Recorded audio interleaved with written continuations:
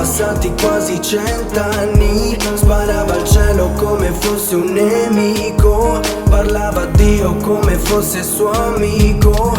Ma un giorno in mezzo al nulla trovo una foto che forse era stata persa da poco. La pulì e rimase zitto, perché quel viso senza aver fiatato, sai, l'aveva sconfitto.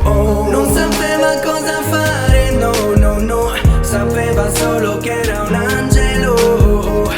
Non sapeva chi chiamare, no, no, no. Sapeva solo che era un volto candido. Chiedeva a tutti di lei, nessuno sapeva, nessuno fiatava. E lui impazziva dalla voglia di dirle, guardandola negli occhi: ho cercato il tuo nome, l'ho cercato più della mia anima, e adesso che ti ho trovata ti tengo stretta. Ho cercato il tuo nome, l'ho raccontato più di una favola, e adesso che ti ho trovata sei perfetta per me.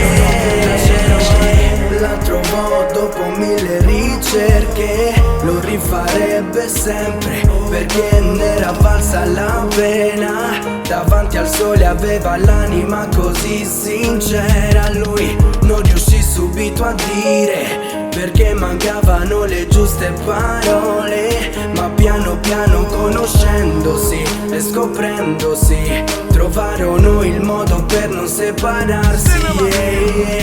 Ora sapeva cosa fare, oh. Sapeva ancora che era un angelo.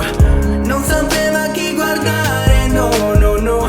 Quando guardava il suo volto candido, parlava a tutti di lei. Il figlio giocava e suonava con armonia, e lui impazziva dalla voglia di ripeterle, guardandola negli occhi.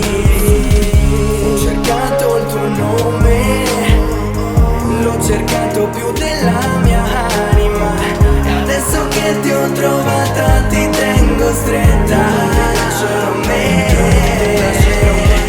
Ho cercato il tuo nome, l'ho raccontato più di una favola, e adesso che ti ho trovata sei perfetta.